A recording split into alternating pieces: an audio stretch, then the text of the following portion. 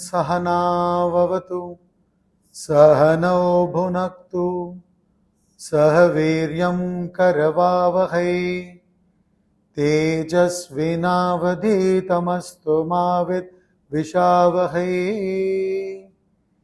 Om Shanti Shanti Shanti.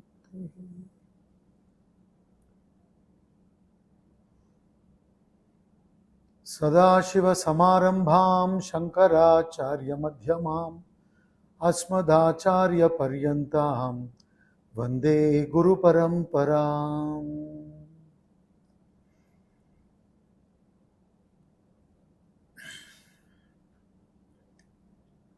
Guru Purnima is a very, very auspicious occasion for all of us who are studying the scriptures, are doing sadhana.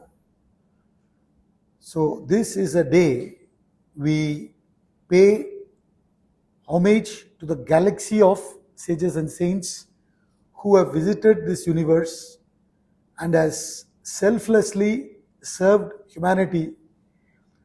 So we take an opportunity to say thank you. And also not just say thank you, also kind of a sankalp we take to live that knowledge as much as possible by us. Right?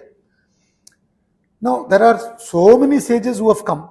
Sage Vasishta, Sage Vishwamitra, and like that, so many sages. Sage Ashtavakra.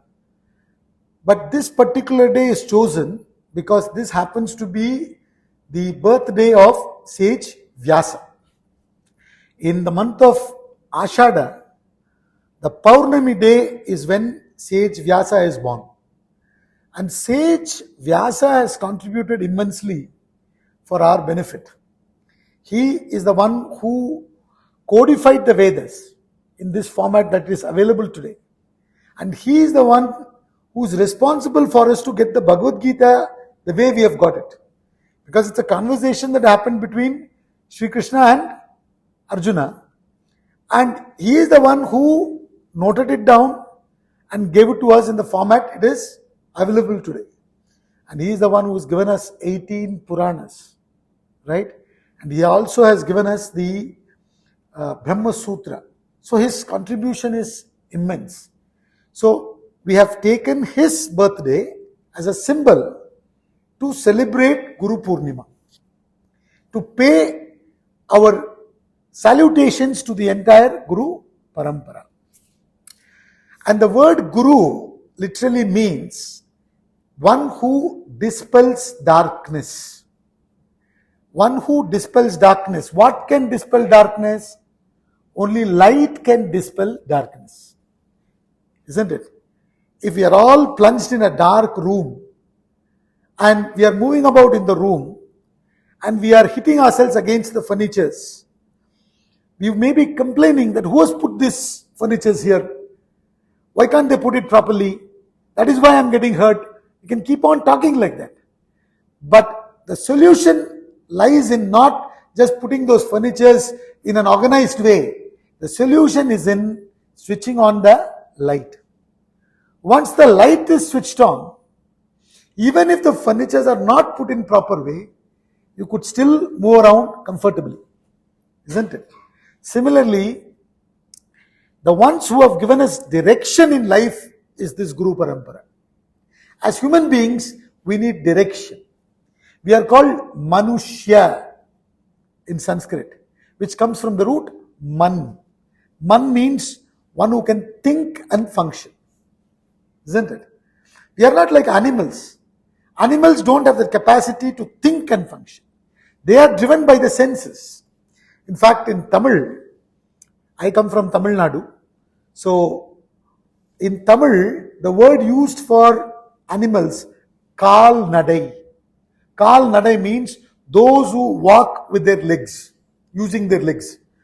You may ask, we are also walking using our legs. Then are we also Kal Nadai? No. Why? Because even though we are using our legs to walk, we use our intellect, think and then take steps. Isn't it? You got the information that so-and-so lecture is happening on so-and-so date by so-and-so person. You thought about it, then you decided to come or not to come, whatever it may be. Right? But that's not the case with animals.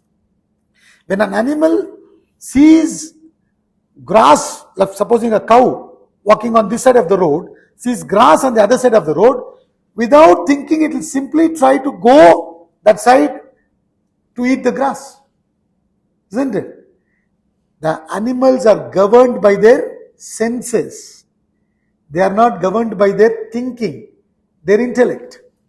So a human being alone has this capacity to think.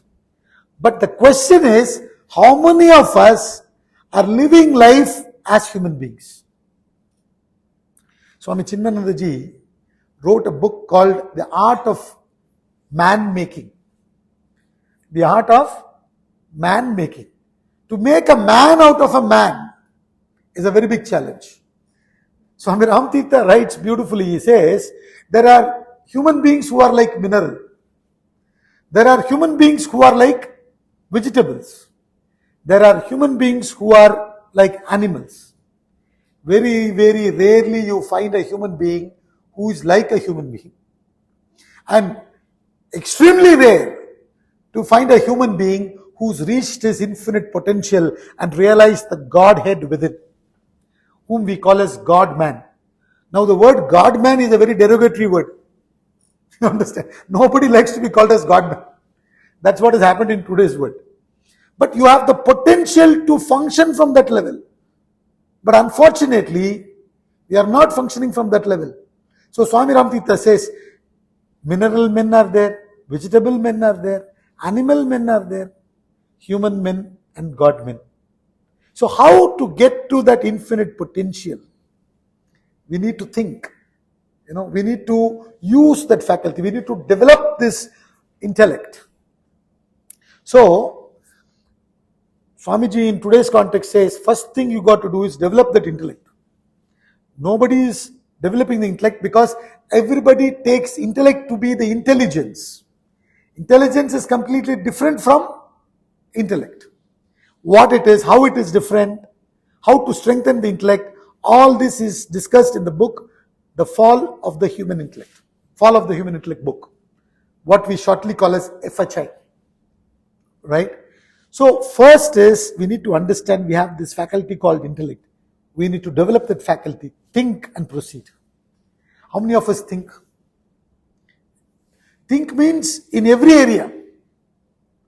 From the time you wake up till the time you go to bed. You understand? So in Tamil, there is this scripture called Tirukkural, which our Prime Minister today, Prime Minister Modi ji, he quotes very often, Tirukkural. And in one of the Tirukkural, Thiruvalluvar says, Eppurul ettanmai tayinum, appurul meipurul kanbadu arivu. Arivu means knowledge, wisdom. Right? So what Thiruvalluvar is saying, this is given in chapter 36. So what is he saying? It's given in English in the next slide. Wisdom is comprehending the true nature of anything irrespective of how it appears to be. Wisdom is comprehending the true nature of anything irrespective of how it appears to be. The challenging thing in the world, which the sages call as Ascharya. Ascharya means wonderment. What is the Ascharya? What they are saying is, what you are essentially is not known to you, but you have come to believe yourself to be something else. What is actually there seems to be not there. What is actually not there seems to be there. This is the problem. This is the irony. Things seems to be ulta. What is there factually, truly, doesn't seem to be there. Not available for our senses. Not available for our mind. Not available for our intellect. Right? What is available for our eyes, ears, nose, tongue, skin, mind, intellect, when you probe, actually doesn't exist. There's a beautiful shloka in Srimad Bhagavad Gita, chapter 2, called the Sankhya Yoga. Sankhya Yoga means the yoga of knowledge. In the chapter, verse number 16, Sri Krishna beautifully talks about it. He says, Nasato vidyate bhavaha, na bhavo vidyate sataha, ubayorapi drishtontaha, tvanayos tattva darshibihi. What does it mean? The unreal. Sat means real, asat means unreal. So he is talking about what is real, what is unreal. So he says, the unreal has no existence. Meaning, unreal never exists. Generally one example we give. Have you ever seen horns of a man? Does horns of a man exist? Does it exist? Horns of a man doesn't exist. So what actually is not there doesn't exist. So the definition of unreal is what? Which has no existence, which never exists. And the real never ceases to be. The real never ceases to be. Means what? Whatever is real will always exist as the same. Now, is this the situation now? The world that we are experiencing, the body, mind, intellect that we use to experience this world, what we call as our life, can we call that real? Is it existing at all times? When you were in sleep last night, you went through deep dream and deep sleep. This world, all your samsara, all your happiness and worries of this world, waking world, did it exist that time?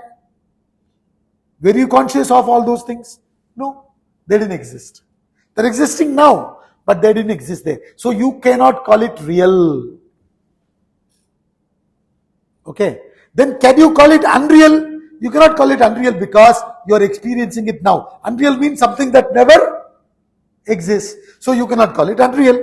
You cannot call it real. You cannot call it unreal. Then can you call it partly real, partly unreal? You cannot call it partly real, partly unreal, because reality and unreality doesn't coexist. Then what to say?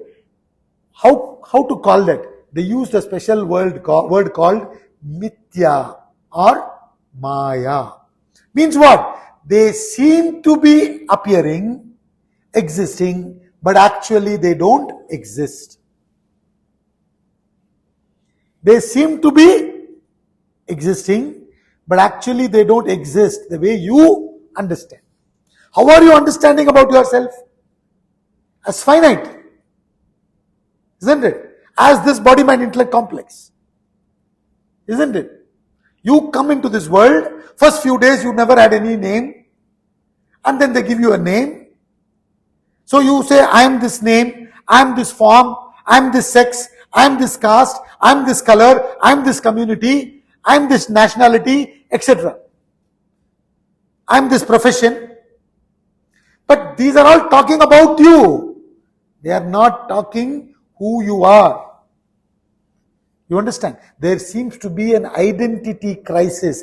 And identity is the foundation upon which our confidence is built, upon which our dynamism, our balance, everything, cheer, everything is based on how we identify ourselves. So, we have to question what seems to be obvious. We don't question. We take it for granted because we have no time. We take it obvious. What is that? This world as it is real. And I am this body, mind, intellect complex. I have to run. I have to earn money. Happiness is in this only. So I start running. I never stop and question. And Vedanta says, main thing you got to do is question everything. Don't take anything for granted. Question everything. Do not accept anything for granted. Now, unless and until you question, you don't grow. We are told that apple fell down from the tree and Newton was sitting there. He questioned, why is it when it detaches from the tree going down, not going up? He could have easily sat down without questioning. Apple has fallen down, nobody is seeing, let me just eat it. No, he questioned. How come it is falling down, not going up? Kya ho raha hai? The fact that he questioned, he discovered the law of gravity. Isn't it? Like that, there are so many stories we hear about all these great scientists. They question life. They question whatever is happening. When they observe, after observation, they question why it is happening this way. Why not the other way? The fact that they question, there's a lot of discovery, lot of invention, we have technology, the growth, everything is happening. Right? So, therefore, to really grow in life, you need to question, not fall into a comfort zone. Without questioning, we have formed a lot of beliefs. We are into belief system. We have conditioned ourselves. And we refuse to question our beliefs. Whatever it may be, we refuse to question. And therefore, we don't grow. We are in a comfort zone. When we fall into a comfort zone, will you grow? You won't. Isn't it? See, when you go to South India, in the temples, they have minimum one elephant there. And that elephant will be chained, one of the elephant's legs would be chained. But the other end of the chain will not be tied to the wall, to the pillar. It won't be. But the elephant is also not going away. It may just take one step, come back. One step forward, one step backwards. It's not moving and going away. You wonder why this is happening. This is because when the elephant was small, baby elephant, they had tied it to the pillar. And the elephant tried to break that chain. And the elephant failed many times. And it has formed the belief that I cannot break this chain. Now that belief in that elephant is conditioning the elephant not to even try. You understand? Like that, we have innumerable beliefs in us. Countless beliefs. From the time we are born. Oh, I'm a girl. I'm a woman. I have to be like this. I can't do like this. Because you identified yourself with your sex. Oh, I'm a Shudra. I'm a Kshatriya. I'm a Vaishya. I'm a Brahmana. So you identify yourself with caste. Like that, with so many things we have identified and we have taken it into us, we are conditioned. We don't question. And these beliefs function like thermostat in the air conditioner. In the air conditioner, you set a certain temperature, isn't it? That's the thermostat setting. When it reaches that temperature, the room temperature is 30. When it is, let's say you've set 24. Okay. Now, when the temperature comes to 24, it cuts off. The compressor cuts off. Then when the temperature slowly increases after 10 minutes, 15 minutes, 20 minutes, again it switches on. Right? It's gone to maybe 25, 26, so it switches on. And then again brings it down to 24 and cuts off. So like that, you believe today that you're good enough for, let's say a student believes that is good enough for 70 marks. 70%. So what does he do? He will work, he will get 70, 65 to 75 tak unka range hota hai. He'll be comfortable in that range. He will work for that. He will get it. But he will not put in that extra effort required to go more than 75, which he can achieve. But he's believing he's only good enough for that. And once in a while, if he by chance gets 85, 90, he thinks it's a fluke. And next exam, he will bring himself to that 65 to 75 range. Even by chance, he falls down to 45. He will work and come back to that 65 to 75 range. Because that's how his thermostat functions. That's how his belief system is controlling him. You understand? So all of us are stagnating because of our belief system. And Lord Buddha says, You got to question everything, not believe. You can see it on the board. Do not believe what you have heard. Do not believe in tradition because it is handed down many generations. Do not believe in anything that has been spoken of many times. Do not believe because the written statements come from some old sage. Do not believe in conjecture. Do not believe in authority or teachers or elders. But after careful observation and analysis, when it agrees with reason and it will benefit one and all, then accept it and live by it. Lord Buddha. How many of us have questioned our beliefs? Oh no, I can't do this. I'm old. Oh, I can't do this because I'm physically challenged. Oh, I can't do this because I'm not educated. Today, the very word educated has to be questioned. Are you really educated or just a literate? हम उसके बारे में भी चर्चा नहीं करता है. You understand? We think just because we are literates, we are educated. There itself we have to question, what is education? Education means to eke out, to draw out. Education has to bring us to the level of original thinking. Is that what is happening today? We've just collected information. We've become literates. You understand?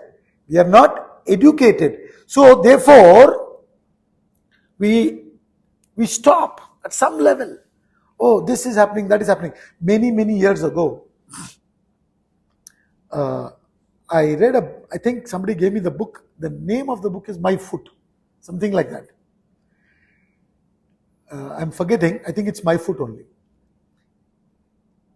This is about a gentleman who has lost both his hands. He has no hands. With his feet, he holds the painting brush and paints. Brilliant paintings he's given. With our hands, everything functioning normally, properly, with the support of the scale, we are not able to draw a straight line. Forget about painting. So what is limiting? See, when a tooth falls, till then your tongue is not going and finding the gap or tooth there. When one tooth falls, the gap happens there. Then the tongue is going in that direction, finding the gap. All the time you are doing that. So like that, we have limited ourselves. Oh, I'm very limited. We live in a small city. Oh, I'm not educated to that level. I grew up in this village. I come from this background. I can't speak English. This is another complex a lot of us have. As if English is knowledge. English is a language. You understand? So like that, what I'm trying to tell is, we limit ourselves and within that we function. And then we try to be contented. There again we'll be quoting Shastras, because Shastras have said you should be contented. We don't question that word contentment also. Contentment is completely different from pig's contentment. A pig is very much contented in being in slush, in dirt. Right? So what happens is, we also continue being in slush and dirt and we get acclimatized to it and we start justifying rather than questioning and seeing if we can make a better living, if it's possible to release more potential from within. At the, during freedom struggle, when you see Mahatma Gandhi leading the Dandi March, how fast he's walking, when you see those documentary. Now, how is he walking? Is he saying, oh, I'm very old, I can't walk that fast? So what has age got to do with the dynamism? Are you with me? So we don't question. We have our belief system and we are very comfortable restricting ourselves to be like the pig, in slush, in dirt, in that limited condition, and blaming the stars. The easy thing to do is blame Rahu, Ketu. अरे राहु ऐसा कर रहा है, केतु ऐसा कर रहा है, stars ऐसा कर रहा है, उसके लिए क्या करना, एक what do call that, ring पहन लो, सब ठीक हो जाएगा. अरे भाई, what are you doing about yourself? You understand? So that is what Lord Buddha is telling. You have comfortably restricted yourself to this comfort zone, restricting yourself at the level of your beliefs and not releasing your infinite potential from within. So, what is the difference between contentment and pig's contentment? We should question. The contentment that the gurus are talking is not pig's contentment, that is tamasic. The contentment that the gurus are talking is sattvic. You are contented with what you have and you realize that you have infinite potential within and you release that infinite potential and function to change your future. But you never tie your present happiness with future achievement. That is called true contentment. When people are discontented, when they are in rajas, what they do is they tie the present happiness with future achievement. So they are never happy. They are always discontented. Are you with me? But what is this sattvic contentment that gurus are talking about? That is being contented with what you have. Supposing you don't have hands, you have only legs, you are contented, not complaining. Supposing my height is only this much, not complaining. Supposing my resources are only this much, I'm not complaining. I'm very happy with what I've got. I accept it as the prasad. I accept it as the effect of my karma, whatever it is. But at the same time, I realize that within me, I have this potential. I can work upon it and I can bring a different future. You understand? That is called real contentment. That is called sattvic contentment. And that's what the gurus are talking about. They are not talking about this, pig's contentment, falling into tamas. So, that is why he's saying you got to question. But unfortunately, we don't. So, Swamiji, in the book that I referred to, Fall of the Human Intellect book, in the very beginning he says, there are 4 stages of human development. 4 stages of human development. In the beginning, that is called age of perception. That's the lowest level. Age of perception or age of gazing. Where you are using only your senses. You are limiting yourself at the level of senses, perception. Beyond that, you are not using other faculties. Then comes age of superstition. In age of superstition, you go a little further. You connect two unconnected observations. What is that? For example, when a gentleman is going for an interview and a black cat crossed, you observed both, and he came back failing in the interview. So you say every time a black cat would cross, you will fail in that interview. You understand? So it's connecting two unconnected stuff, not connecting the cause and effect properly. You understand? That is called age of superstition. And all of us have these superstitions. Even the so-called educated, literate people have this. One scientist was asked, do you believe in superstitions? He said, no, I don't, but I am told it works. So he said, I don't believe in superstitions, but I am told it works. Some people have a very funny superstition, First thing in the morning, they don't want to reverse their car from the parking. So what do they, because they think if they reverse the car, their life also they'll be going backwards. So they would like to take the car little bit forward and then take backwards. So like this, every one of us have superstitions. This is formed because we don't question. Isn't it? Then comes age of scientific inquiry, where they correlated the cause and effect correctly. They correlated the cause and effect. This entire universe is a beautiful cosmos. It's not a chaos. It is run by causation. It is called law of causation. There are innumerable laws at the physical level, material level, chemical level, biological level, at all levels. Isn't it? We may not know many laws. Right? Is it a loss for the laws? No. It is our loss. So there's a quotation in English which says, none can break the law. One can only break oneself against the law. None can break the law. One can only break oneself against the law. There is gravitational force. Can you break the law? If you break the law and jump from the building, you will break your bones. That's why he says one can break oneself against the law. So we have to understand these laws are functioning and then live accordingly. So this is called the age of scientific inquiry, where they correlate the cause and effect properly. Now, when you see the cause and effect functioning, it's like when you see the traffic is moving smoothly, everybody is stopping at the red light and moving only in green.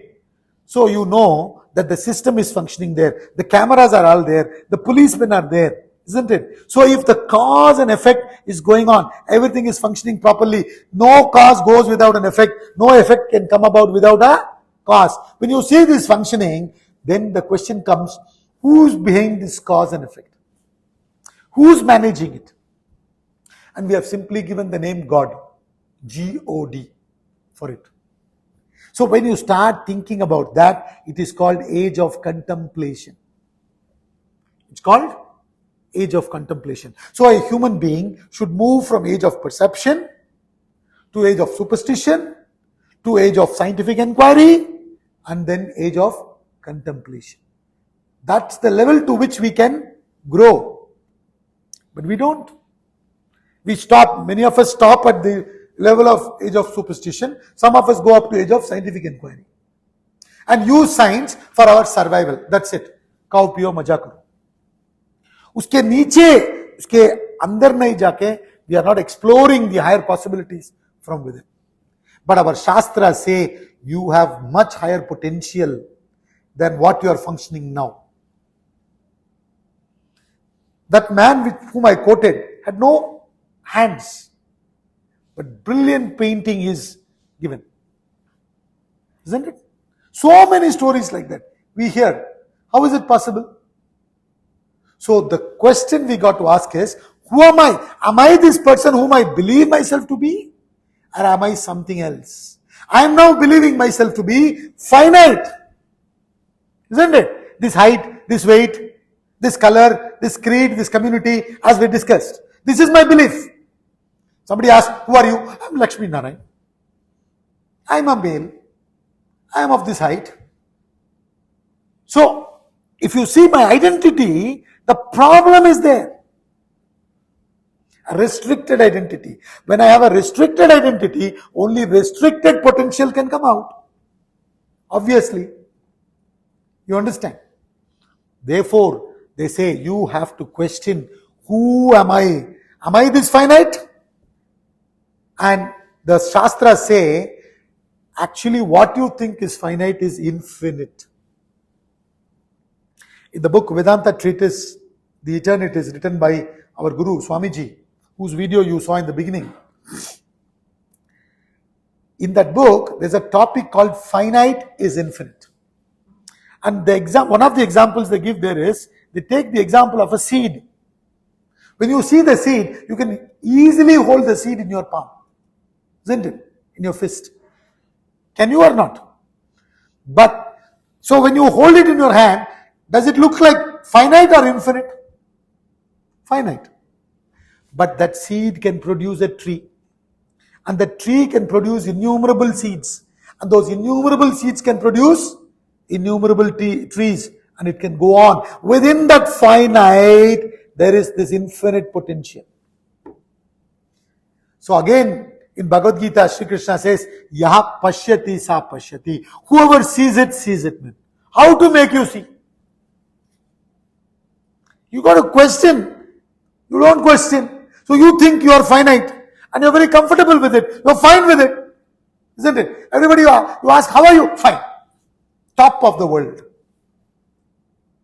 When you say top of the world on which you are sitting, you are saying, have you questioned? You don't. You take everything for granted. So the entire Bhagavad Gita, the Upanishads, everything, what do?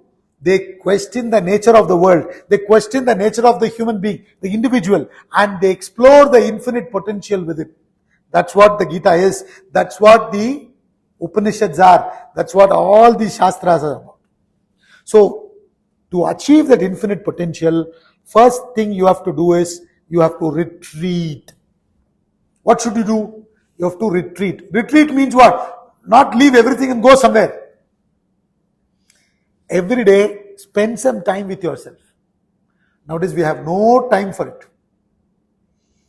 We have no time to spend with ourselves. We just get up maybe half an hour before going to work or 1 hour before going to work, get ready, run. Whole life goes in just making a living. Just making a living. Shiv Khera, in one of his books, he says, the difference between making a living and making a life. He gives a very interesting example. He says, when a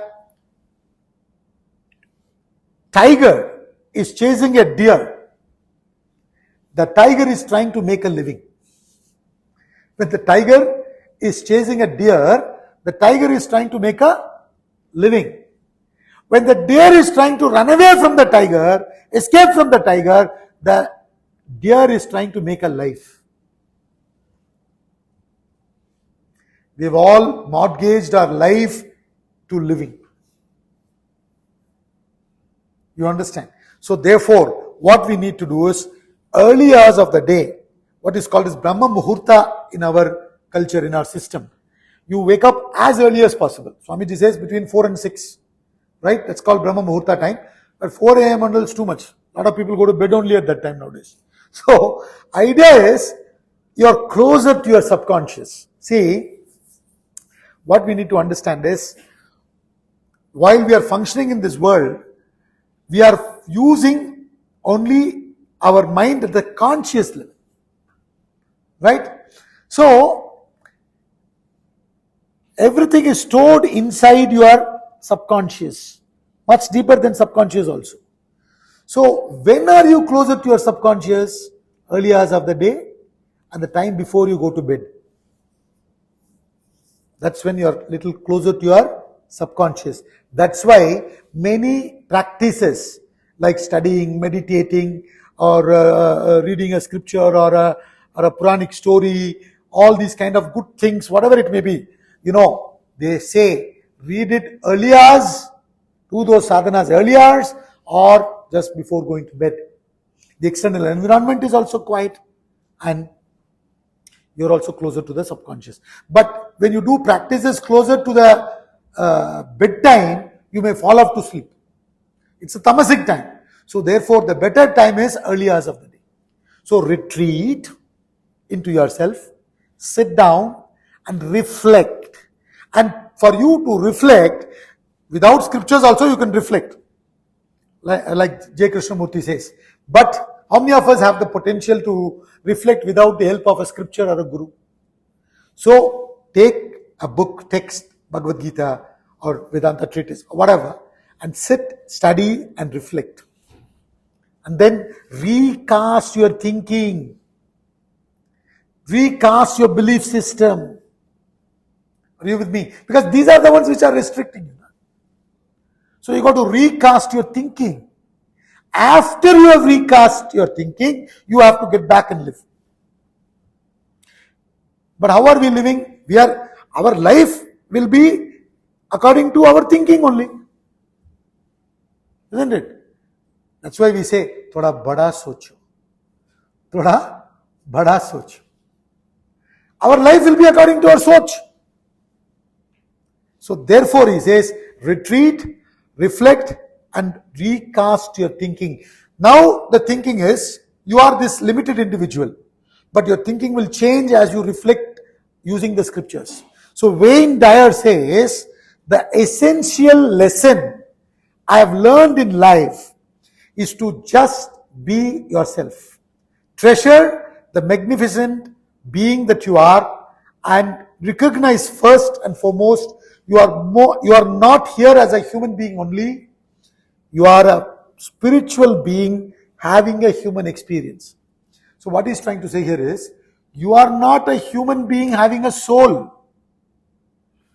You are not a human being having a soul.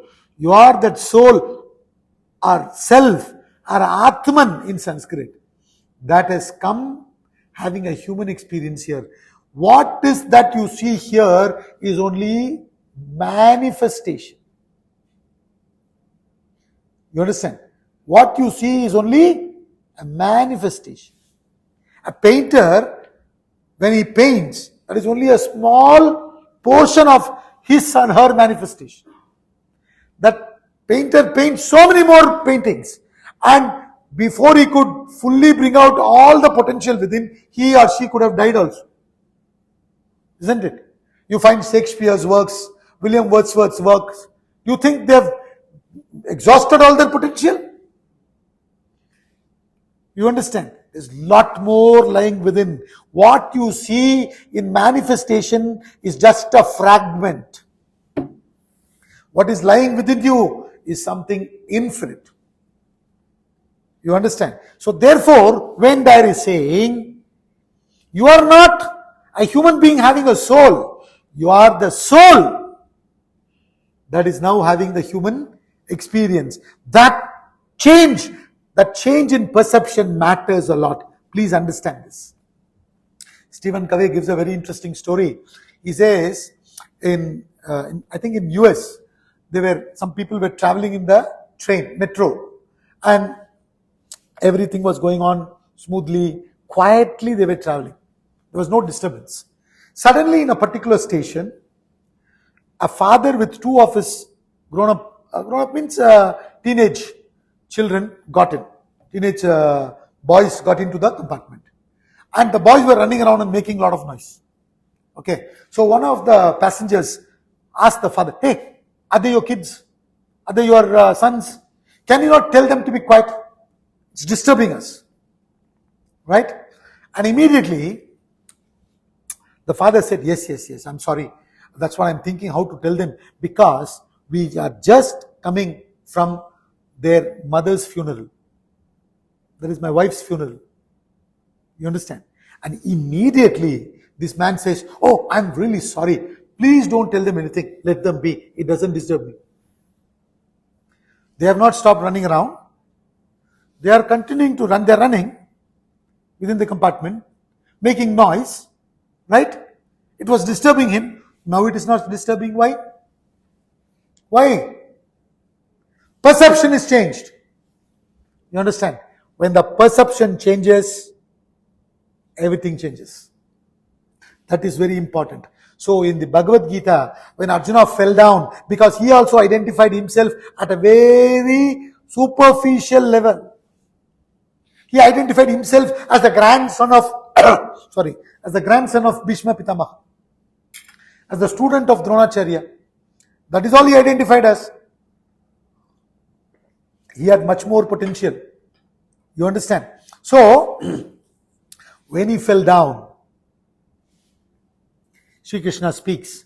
He says, never indeed was I not, nor you, nor these rulers of men, none of us will cease to be hereafter. So what he is trying to say? Arjuna, when you say, I am this personality, I am Arjuna, I am the grandson, I am the Sishya, etc., question that I man. This I, which is referring to this body as my body, which is referring to this mind as my mind, which is referring to the intellect as my intellect, is different from the body, different from the mind, different from the intellect. When you say it is different from the body, different from the mind, different from the intellect, what does it mean? It is beyond the limitations of the body, beyond the limitations of the mind, beyond the limitations of the intellect. It is nothing to do with the limitations of the body, mind, intellect. It is the body that goes through decay, disease and death. old age.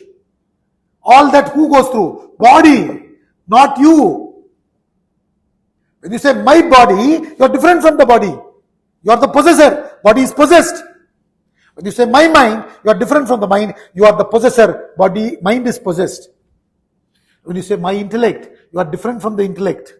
You are the possessor. Intellect is the possessed. So you are beyond the limitations. All these body, mind, intellect has limitations, restrictions. But the I is beyond all this.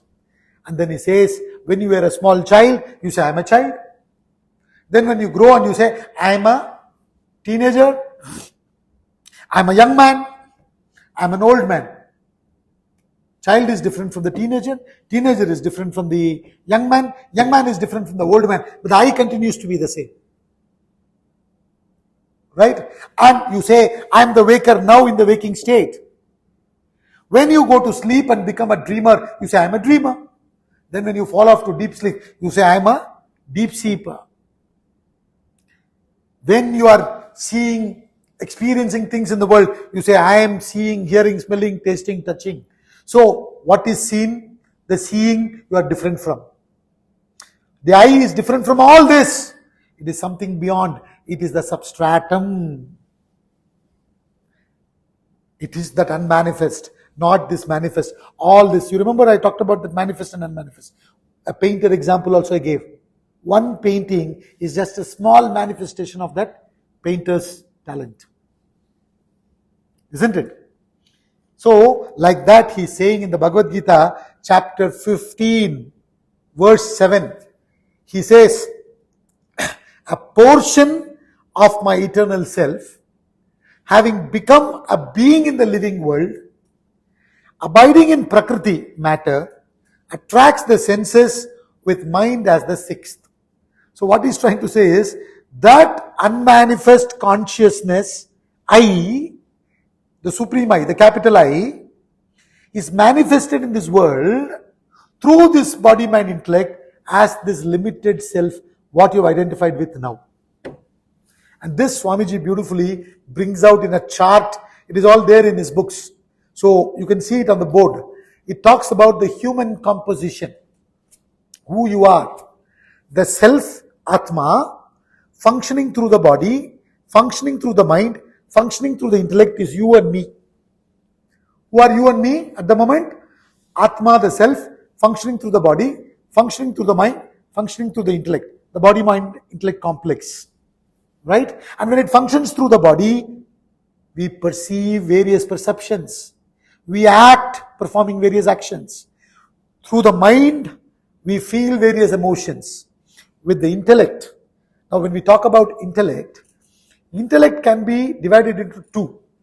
Or there are two types of intellect called gross intellect and subtle intellect. When you say gross intellect is nothing but discriminatory thoughts. See, though we say mind and intellect, mind is nothing but indiscriminate thought flow. Intellect is nothing but discriminate thought flow. Right? So, when the discrimination is within the realm of the world, you call it gross intellect. If the intellect is between the world and beyond, then you call it subtle intellect. So when the intellect functions through the reason and discrimination within the realm of the world, you call it gross intellect. I am a thinker. When it functions through the subtle intellect, where it is discriminating between the world and beyond, this cause and effect and beyond, you understand? Then it is called as subtle intellect functioning, called as contemplator. So you are perceiver, actor, feeler, thinker, contemplator at the manifest level. At the unmanifest level, you are that consciousness which is supporting your perceptions, your actions, your emotions, your thoughts, everything. So it is the same consciousness within me that is doing all these activities, the same consciousness within you making you do all these things. So various perceptions, various actions, various emotions, various thoughts across the globe you see through not only human beings, through all the species, everything. Who's doing it? That consciousness. That one consciousness is what has manifested as this entire universe. One of the bhajans we sing, it goes like this: Ekatu Rama Jai Jai Anekatu Rama Govinda Rama Jai Jai Gopala Rama Madhava Rama Jai Jai Keshava Rama. So one Rama is what has become all these Ramas. You understand? That one consciousness is what has become all these various consciousness behind everything. So there is also this debate that why can't the consciousness inside you be different from the consciousness inside me?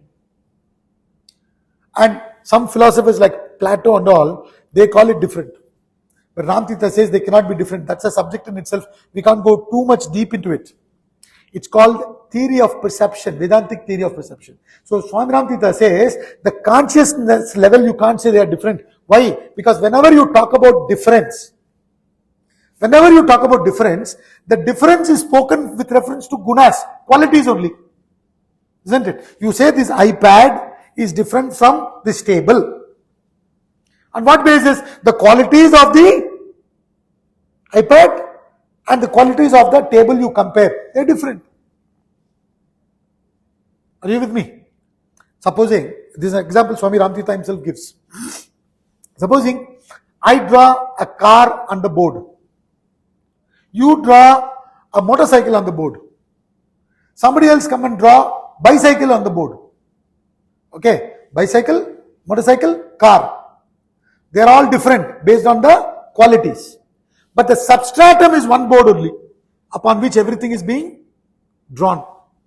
Isn't it? Similarly, he says, the qualities when you separate, what remains is the consciousness. So how can you bring about differences? It is nirguna tattvam. It is guna atita. Usme koi differences nahi hai.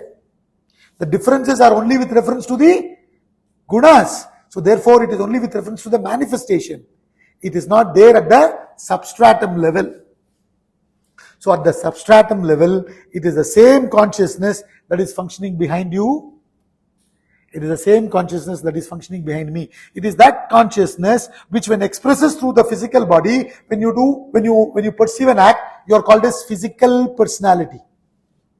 It is the same consciousness when it expresses through your mind, you are called as emotional personality. It's all there in the board, you can see it. So physical personality, emotional personality, intellectual personality, and spiritual personalities. But unfortunately, many of us stop at the physical level or emotional. Very rarely we go to intellectual. Very, very rarely we go to the spiritual level. And when we go to the spiritual level, and when we understand that we are that consciousness, now manifesting as this individual, right, then what will happen is, we'll be objective when we do our activities. And we don't restrict ourselves with only the manifestation. Like I said, it is the same consciousness behind you, behind me, behind everybody. Everywhere there are innumerable activities are going on. Innumerable perceptions are going on. Innumerable emotions, feelings, thinking, everything is going on. Who is behind all that? You, the consciousness. So you refuse to identify with what is manifested. You identify with what is unmanifest. You understand? That unmanifest reality, the what? That is your original self. That is your potential. That is your infinite potential. When you identify with it, you don't restrict yourself with limitations. Remember I told you, limitations are only with reference to the body, mind and intellect. That's why that painter I talked about who had no hands, he didn't limit himself with his body.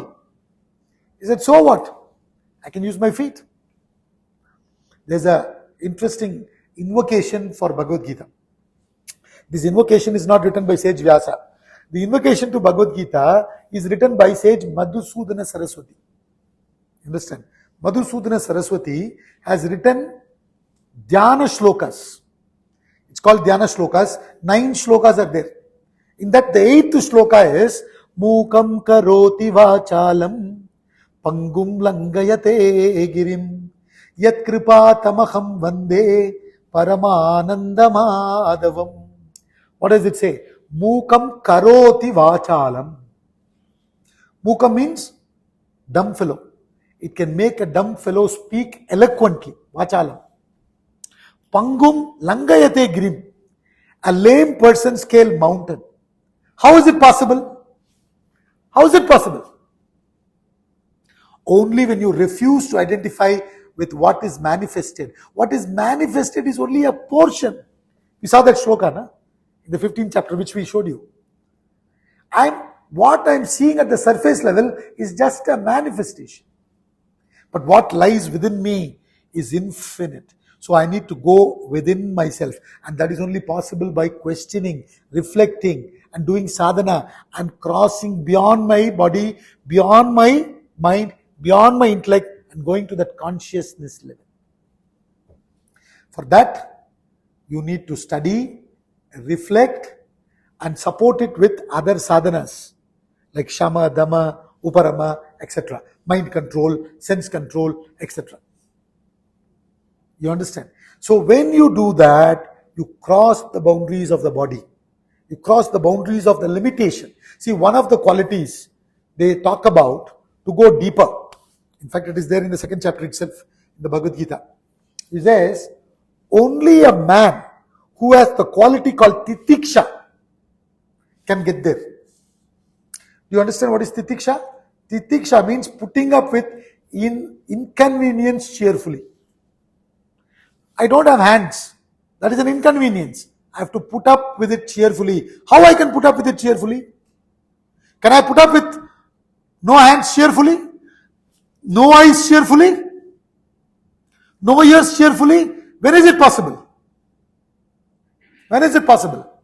It is possible only when I shift my attention from my eyes, my hands, to my Atma. As long as my attention is external to the manifestation level, I won't be able to tap that infinite potential. I need to shift my attention from the body, from the mind, from the intellect to the Atma. We have already got Adat, identifying with the body, mind and intellect. वो आदत हो गया. अभी वो आदत को change करना है. What is the word for आदत in English? Habit. Habit, how is it formed? It becomes bit. Bit becomes habit. Habit becomes habit. By unconsciously going on doing it repeatedly again and again, you have now formed the habit. So you have the habit of identifying yourself with this limited personality. Now you have to consciously form a new habit. How is that possible? Adi Shankara says, through satsang, through good company. So with the company of the Guru, with the company of the Shastra, you understand? You sit with like-minded people who are interested in delving deep with Shraddha. You understand? Then you study, reflect, question the Shastras also, not take anything blindly, and support it with other sadhana called as karma, bhakti, jnana and all that. So some other day we will take up this topic, what is karma, bhakti, jnana and all that. So within this 1 hour, we thought how we can look into this topic, unlocking the infinite potential within by going deeper. For that, first at least we should question what is obvious. Right? So we have weekly classes going on by the disciples of our Guru Swamiji in Chandigarh, Panchkula and Mohali. So please enroll yourself if you want to explore more of your potential, So we have to move that way. That's the best Guru Dakshana we can give to the Guru Parampara. They don't want anything. They are Paripurna. Shri Krishna in the Bhagavad Gita himself says, I have attained everything. There is nothing that is not attained by me. Yet I engage myself in action. Why? Because if I don't engage in action, you people will see me and you will also become lazy. So though I have achieved that infinite potential, I have enlightened myself, I am that consciousness, yet I engage myself at the external level, acting. Why? To inspire the whole lot. That's what Sri Krishna says. So therefore, we need to get on to this study, reflection, and meditation. Through that only we can go deep into the awareness, the consciousness within. But unfortunately, what happens? Many of us go directly to meditation. Without preparation, you are not supposed to go to meditation. You understand? So you have to prepare yourself at the body level, at the mind level, at the intellect level, and then go into meditation. And then you can, access the infinite potential within. With that, let's conclude.